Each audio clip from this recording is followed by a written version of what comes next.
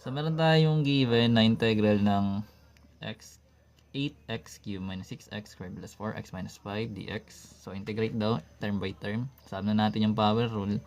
So, actually, kahit yung mental, pwede ito eh. Pero, gawin natin. So, integrate natin yung 8x cubed.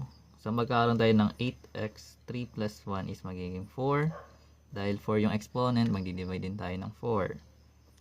Minus yung 6x, 2 plus 1 magiging 3. So, i-over 3 natin.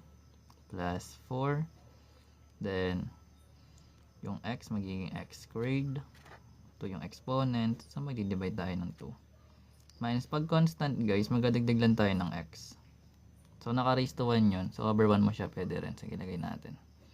Then, plus yung c. Then, simplify na lang. So, ngayon, yung 8 divide 4, magiging 2 yun. Then, kakopy lang natin yung x raised to 4 niya. Then, yung 6 divide 3, magiging 2 rin. So, dahil minus yun, so, lagay natin yung minus. 4 divide 2 is 2. Copy lang yung x squared. Then, minus 5x. Then, plus yung c. So, gano'n na siya ginagawa. I-integrate mo lang siya term by term. Or magka-times ka ng x sa kada term. Kaya siya naging x raised to 4. Basta ganun. Ganun pa rin yung gagawin. Kung meron tayong given ng integral ng 4x cubed minus 9x squared plus 2x minus 7. So, integrate lang natin siya term by term. So, remember, mag-add lang tayo ng 1 sa exponent. Then, kung ano yung exponent, i-divide natin yung term na yan.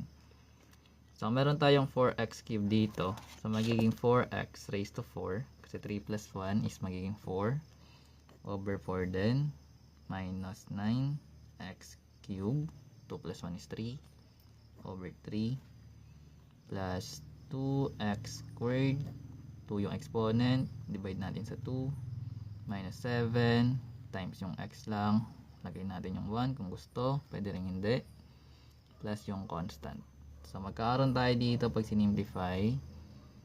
So, meron tayong x raised to 4. Kasi 4 divide 4 is magiging 1. 9 divide 3 is magiging 3. Then, 2 divide 2 is magiging 1. Then, 7 divide 1 is 7 negative. Plus yung c. So, ito yung magiging sagot natin. Madali lang, no? Kasi madali lang yung rule eh. So, meron tayong given ng integral ng 10x raised to 4 plus 3x squared minus 6 dx. So, same process guys. So, lahat ng exponent natin sa kada term, mag-add lang tayo ng 1. Kung ano yung exponent, i-divide natin yung term na yon. Same sa exponent. Kaya siya merong 5. Then, ito merong 3x. 2 plus 1 is magiging 3. Over 3 rin. Tapos, 6x raised to 1 over 1. Plus yung c. Pero kahit wag na yun. Mental, kaya na yun eh. Diba? So, 10 divide 5 is 2. Copy lang natin yung x raised to 5. Tapos yung x cube. Bakit x cube? Kasi 3 divide 3 is 1. Then, minus 6x. Plus yung c.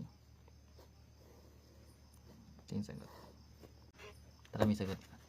So, basically guys, ganun pa rin yung gagawin. Integrate lang natin each terms. Then, kung ano yung exponent, i-divide natin sila doon. So, meron tayong given ng integral ng 1/3 x squared minus 1/2 x plus 5 dx. So, gagawin natin is magkakaroon tayo ng yung 1/3 pwede mo siyang i-copy.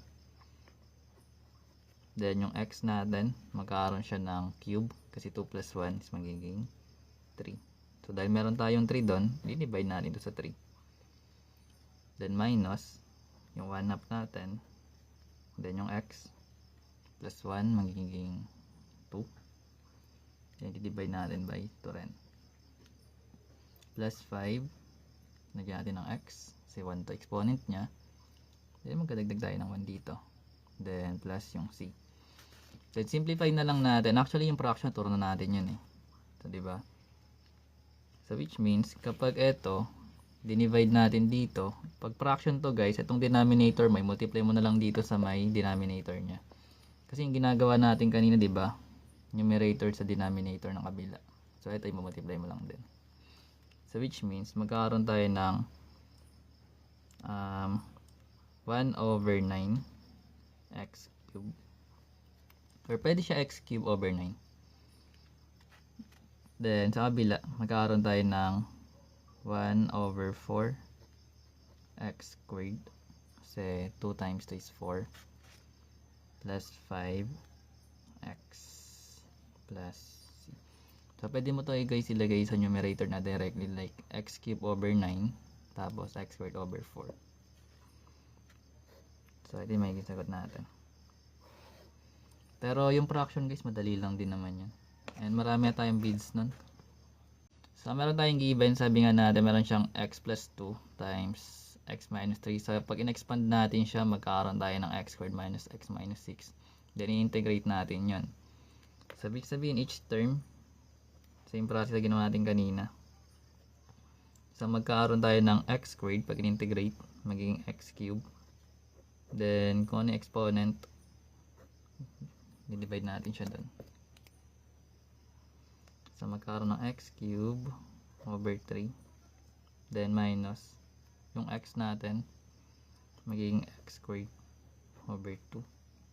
Minus yung 6. Bigyan mo lang siya ng x over 1. Plus yung c. Then simplify mo siya. So actually ganoon na yun eh. Pero pinakita lang natin ulit.